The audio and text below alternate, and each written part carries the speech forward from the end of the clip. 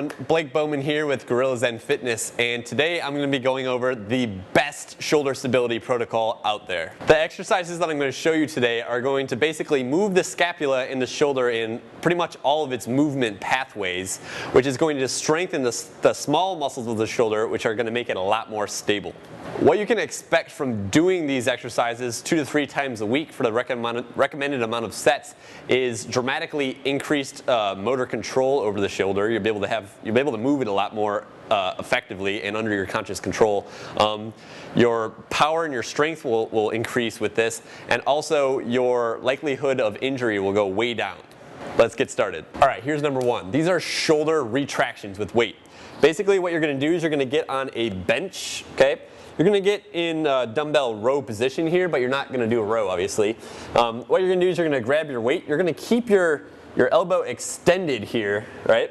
And all that you're going to do is you're going to pull the shoulder blade back like this. Exhale. Okay?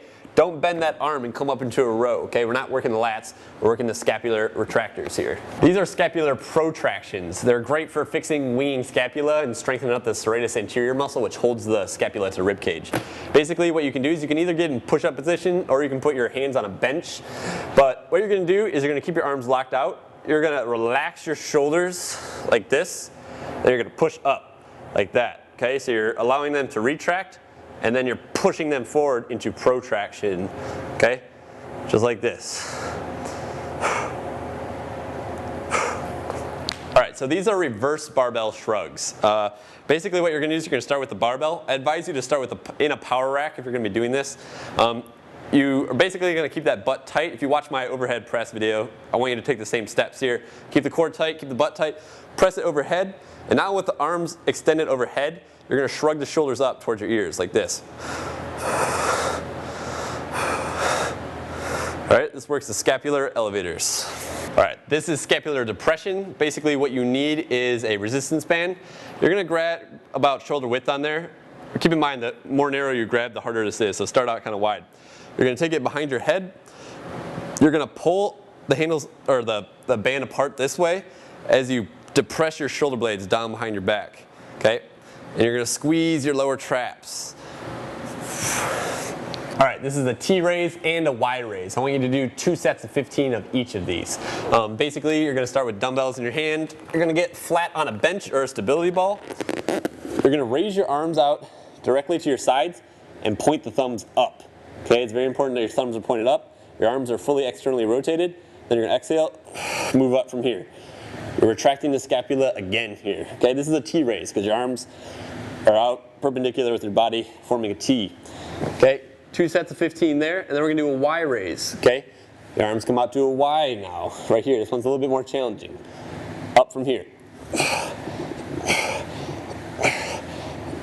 It's important that you use really light weight here. All right, so now we're gonna hit those rotators of the shoulder. We're gonna start with external rotation.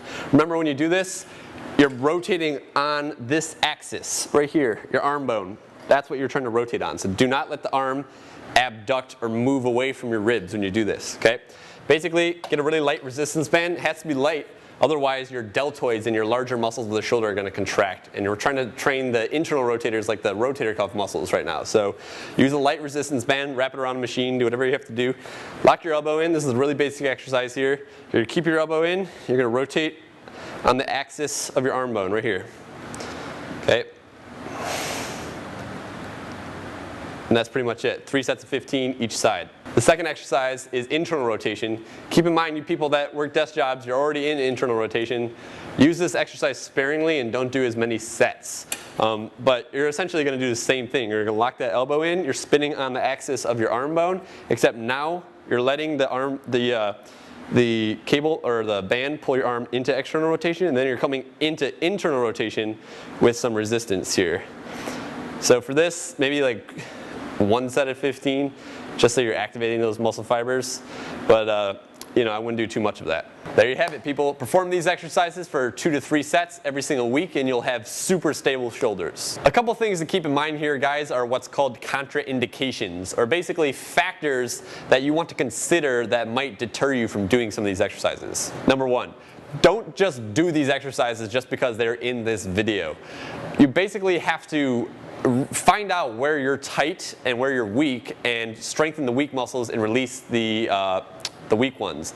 I just went over like a general strengthening routine here with no myofascial release work. And an example of what I'm talking about here, a muscle that you might not want to train, is the reverse shrugs. This one, okay, that trains the upper traps. A lot of people are already tight in the upper traps, especially people that work desk jobs, work in an office, work in a city, people that are really stressed out a lot, or people that have dysfunctional breathing. They're already going to be tight there. So by doing that trap exercises, they're actually making the muscle more rigid and tense, which is not good. Number 2 is kind of a reiteration of what I just said, but you have to keep in mind your own particular set of muscle imbalances when you're doing these exercises. The upper traps is one example, but there are a lot of other ones, like internal rotation.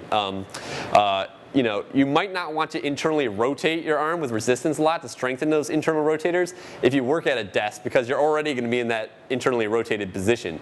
So keep that in mind. You might want to give a little bit more emphasis to external rotation.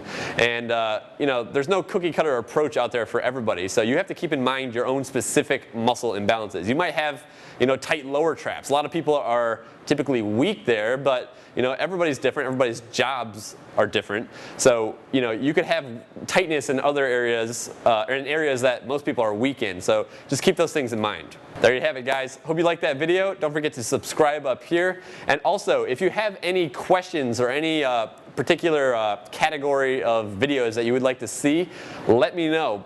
Throw them at me, guys. I would be more than happy to make a video on them. I've made a couple in the past based off of recommendations from you. So keep them coming. I'll see you next time.